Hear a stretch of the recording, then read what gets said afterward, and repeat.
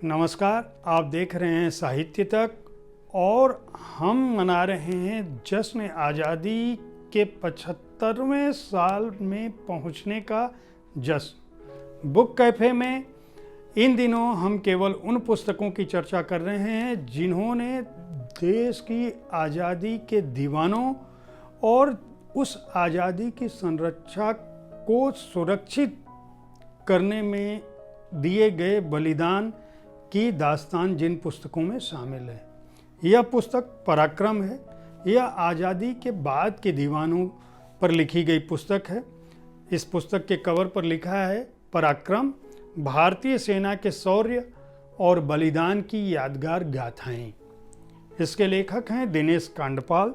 Dinesh Kandpal electronic media में काम करते हैं।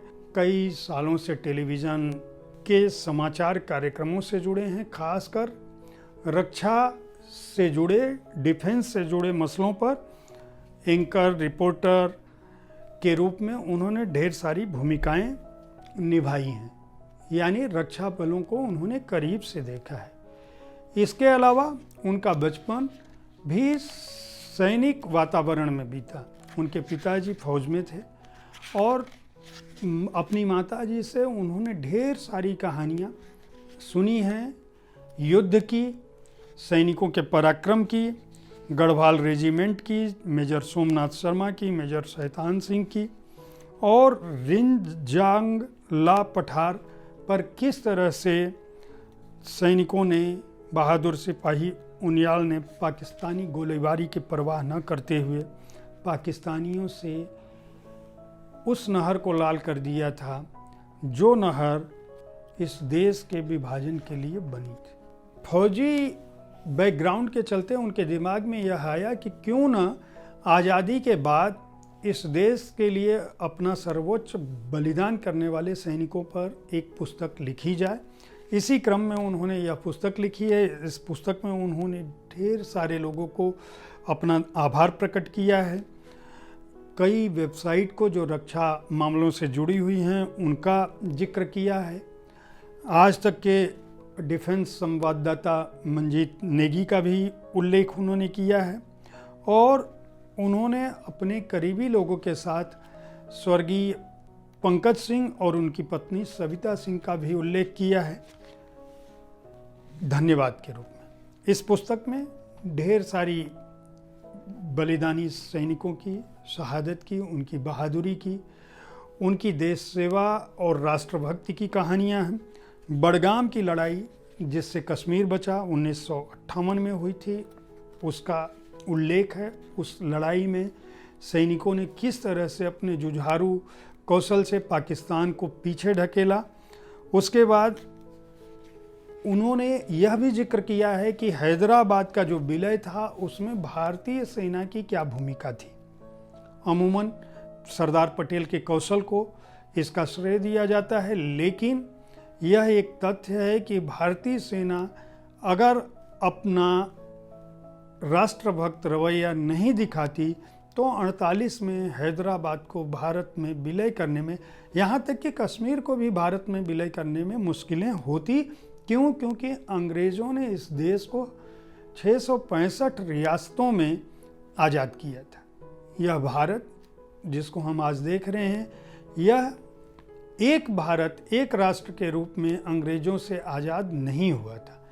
अंग्रेज़ों ने देश के सारे राजे रजवाड़ों को एक साथ आज़ाद कर दिया था। यह उस समय के राजनीतिक नेतृत्व का कौशल था और उस समय जो भी सेना हमको मिली थी उसका कौशल था, सैनिकों का कौशल था कि 48 में कश्मीर की लड़ाई में भी और हैदराबाद के निज़ाम को भारत में विलय करने के लिए बाध्य करने में भी सेना का शौर्य काम आया था। इसके अलावा बेलोंग में चीन के साथ हुई लड़ाई जो 1962 में हुई थी, रिजांग ला में की लड़ाई, इसके अलावा नूरानांग की वादियों में जो बहादुरी दिखाई गई 1962 में, इनका भी जिक्र एक अलग अध्याय में हुआ है।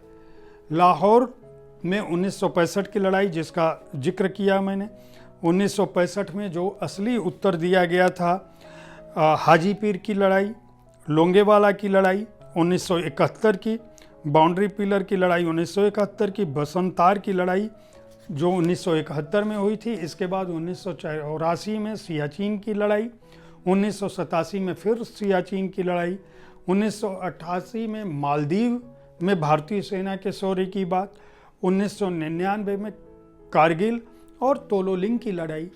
इनका एक विस्तृत उल्लेख सैनिकों की फोटोओं के साथ, उस इलाके के मानचित्र के साथ और एक कहानी के अंदाज में पत्रकार हैं, टेलीविज़न के पत्रकार हैं कांडपाल, इसलिए उन्होंने एक शब्द चित्र सरीखा दृश्य खींचा है। इस पुस्तक को पढ़ते समय आपको यह लगेगा कि आप सीमा पर सैनिकों की जांबाजी को देख रहे हैं।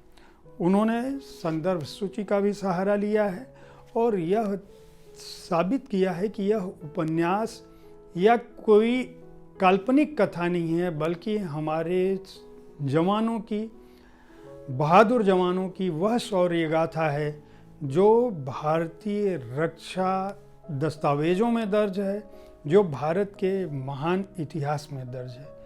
यह देश 1947 में आज़ाद जरूर हुआ, लेकिन उस आज़ादी को कायम रखने में हमारे सैनिकों की, हमारे राजनीतिक नेतृत्व की, हमारे हर व्यक्ति की एक अपनी अहम भूमिका है। इसलिए जश्न आज़ादी के इस अवसर पर यह संकल्प लीजिए कि आप जहाँ भी जिस भी रूप में हैं, आप राष्ट्र के लिए अपना बहुमूल्य योगदान जरूर करेंगे, अपने कर्म से प्यार करते हुए। इस पुस्तक को प्रभात पेपरबैक्स ने प्रकाशित किया है और 144 पृष्ठों की इस पुस्तक का मूल्य केवल 200 रुपये है। भारतीय सेना, स्वतंत्रता के सेनानियों, भारत के वीर जवानों और भारत के ऐतिहासिक स्थलों के बारे में जानने के लिए साहित्य तक के बुक कैफे के इन दिनों के कार्यक्रम को देखना न भूलें। उम्मीद है जश्न आज़ादी को समर्पित हमारा यह कार्यक्रम आपको पसंद आया होगा। आप इस कार्यक्रम में किस तरह की पुस्तकों की चर्चा चाहते हैं, इसके बारे में हमें ज़रूर लिखें। अगर आप प्रकाशक हैं तो आपकी पुस्तकों का स्वागत है।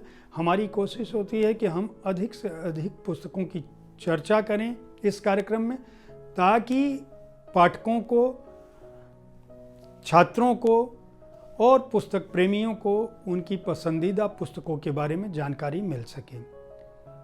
धन्यवाद।